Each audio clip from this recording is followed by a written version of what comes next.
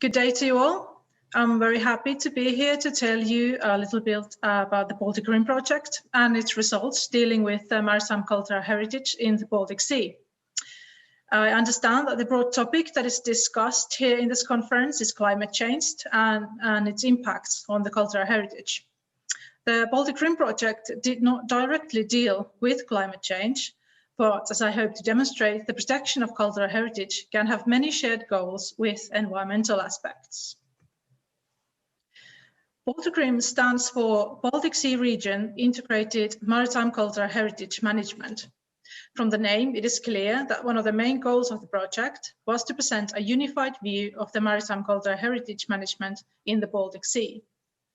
Another was to find a way the maritime cultural heritage could be integrated into the ongoing maritime spatial planning processes as its own sector. The project partners consisted of cultural heritage administrators and maritime spatial planners from 7 countries around the Baltic Sea. The project began by gathering information on the maritime heritage and the way it is registered. Some countries have developed databases which can be accessed online and are open to the public through interface services, while some keep their cultural heritage registers closed. In these cases, it is not easy for even other administrative officials to get information on the location and nature of cultural heritage on a wider scale.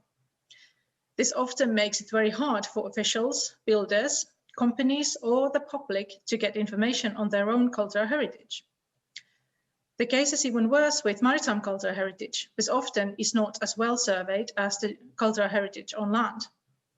This also makes cultural heritage invisible. Partly this has been desirable, as looting and black archaeology have been and are a very real threat to cultural heritage, and keeping the location of historical sites secret has functioned as a good way to protect the heritage. Maritime spatial planning is a worldwide concept constructed to facilitate the use of the oceans and seas while ensuring sustainable development and environmental protection. If you Google maritime spatial planning, you will get many hits on the planning processes, various projects and research around the world working with related issues, so I will not go further into it here. Suffice it to say that maritime spatial planning, or MSP, includes many different viewpoints into how we can utilize the sea space equally and sustainably. MSP has been frequently discussed since the 1990s, and in the 21st century it has been adopted around the world. The European Union issued a directive on European maritime spatial planning in 2014. It was implemented in 2016, and the plans are due to be finished this year. Countries around the world have realized the importance of protecting seas and oceans and to regulate the increasing impacts that come from, for example, production of renewable energy or aquaculture on top of traditional pressures such as increasing water transport. Environmental protection has been in the core of the MSPs, but increasingly planners have become aware of the multidimensional nature of sea space, which directly impacts our well-being and health, and that the sea also has a cultural dimension, which provides many people with income through tourism or other occupation. The MSPs have been developed also as a way to share knowledge across borders and facilitate discussion between neighboring countries to achieve more fluent administration, which could then deal with these pressures. But also we are now willing to appreciate a view of an endless horizon without any obstacles, clean beaches, or a traditional way of life in archipelagic villages, which also are a part of maritime cultural heritage, just as the archaeological sites underwater. People are moving on and in the seas more than ever. With the recent advances in technology, all sorts of remote sensing equipment have become more affordable, and more people have access to deeper seas with rebreathers or other diving techniques. Still, it seemed that in actual plans around the Baltic Sea, very little, if any, attention was given to the maritime and underwater cultural heritage or consideration how it affected a region's quality of life. This is why the BalticRIM project was developed to try and push maritime cultural heritage as a part to the MSPs. Its roots were in a tradition of cooperation among the maritime heritage sectors around the Baltic Sea. However, it became obvious that there are some issues standing in the way of this goal. As I mentioned earlier, the different levels of cultural heritage data and registers are one issue. This put the partners participating in the BalticRIM project in a different place regarding, for example, planning stages and possibility to offer information to the MSP. The countries had different backgrounds related to the knowledge of their maritime heritage and its mapping. Partly the problem was at the grassroots level, such as what does maritime heritage include and where does it end? Mostly the underwater heritage is still insufficiently mapped, and there have been very little surveys. This also leads to the question, how accurate is the data on the sites and monuments that are listed in the registers? On the administrative level, the heritage officials had little experience of the planning process, and the planners were not aware of maritime cultural heritage. They lacked a common working language, terminology, and a common understanding of the goals. As in many cases, partners were in different stages of dealing with these questions, it was not possible to create common solutions in different parts of the Baltic Sea region. In the end, the project concluded that it is not feasible or possible to try and squeeze the maritime cultural heritage of the Baltic Sea into a single easy concept. It consists of multiple heritage categories, which can overlap, have been named in various ways, and are set in different environmental settings. What we came to understand was that sharing our knowledge, open information services and map services, also online, are a key to solving the problem of including maritime heritage to the MSPs. They provide a way for planners to get the data that they need to take cultural heritage into consideration and provide a way for the wider public to access their cultural heritage. They provide a way for further analysis of the Baltic Sea cultural heritage and a possibility for new research. It also needs to be emphasized that on a regional level, cultural heritage administrations need to have an official mandate to protect heritage, and they need to be included in the decision-making processes, which is not always granted. The project published multiple tools which showcase the cultural heritage in the Baltic Sea, its terminology, research tradition, and administration. Digitalization and publication of the cultural heritage data is the best solution that we could offer for its protection and inclusion into the maritime spatial planning. We also wish the maritime cultural heritage to be seen not as separate from the environment and surrounding nature, but as an integral part of it, which can offer solutions to blue growth. For example, by providing platforms for underwater flora and fauna and cultural exploration as diving trails. A way to do this is to combine the cultural heritage and the environmental data, for example, on map services, to identify areas with high cultural and environmental values. These can be highlighted with new terminology, such as underwater landscape. An important aspect is how to visualize the maritime and underwater space. People often consider the surface of the sea or ocean, but do not see what lies beyond.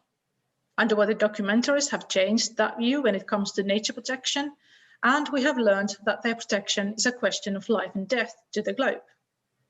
The protection of cultural heritage in our seas and oceans is not a question for our survival, but it is a source which helps us understand our past, the development of technological advances, and provides well-being, income, and regional histories which can be utilized in a sustainable way.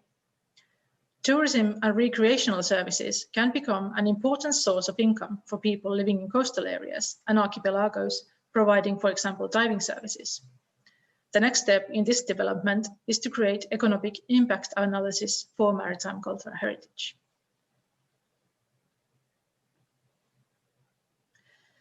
BalticRIM underwater landscape concept provides a tool to assist in the safeguarding of the heritage under the water surface. It brings into consideration even the water column between the surface and bottom as an integral part of an experience of heritage. The concept is an umbrella term composed of natural and cultural elements and linked with the diverse perceptions of the landscape and its features. The concept refers to the European Landscape Convention and Faroe Convention on Significance of Heritage for the Society, both conventions of the Council of Europe. The European Landscape Convention defines that landscape means an area, as perceived by people whose character is the result of the action and interaction of natural and/or human factors.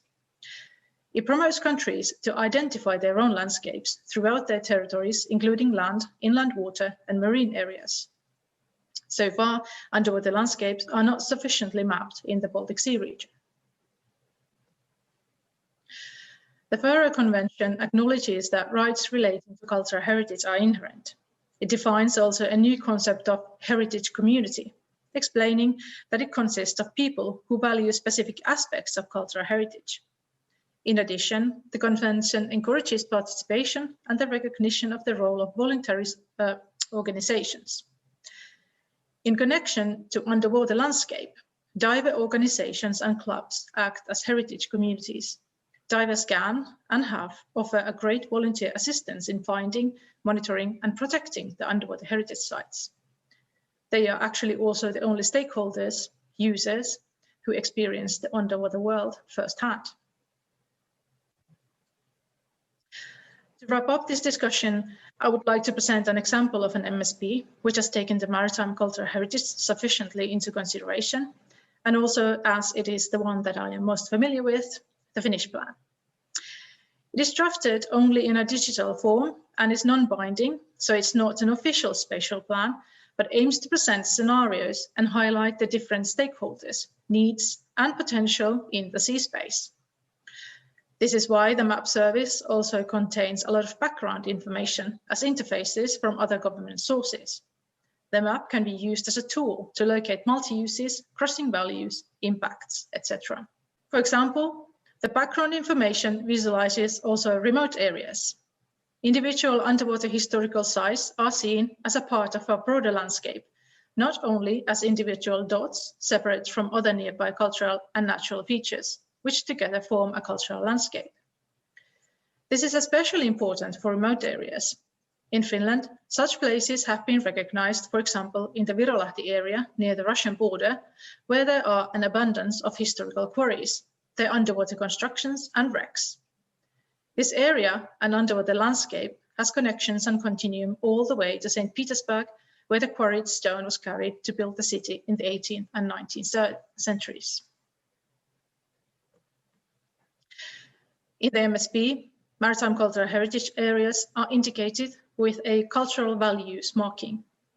These are distilled from all the available background data on cultural heritage. Environmental values are also indicated as separate areas.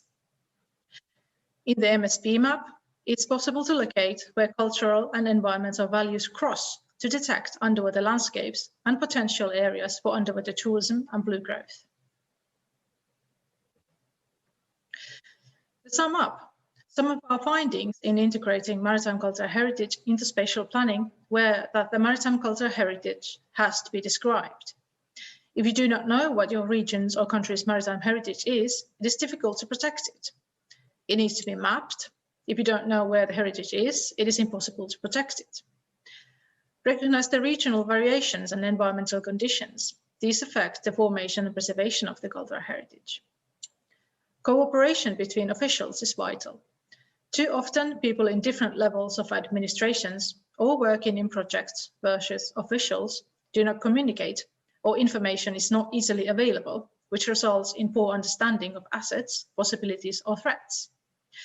Setting up information services online, but also the organization of workshops and informal meetings are the key of providing common bases and joint visions for the protection of cultural heritage. The Heritage Administration also needs to have a legal mandate to protect the heritage.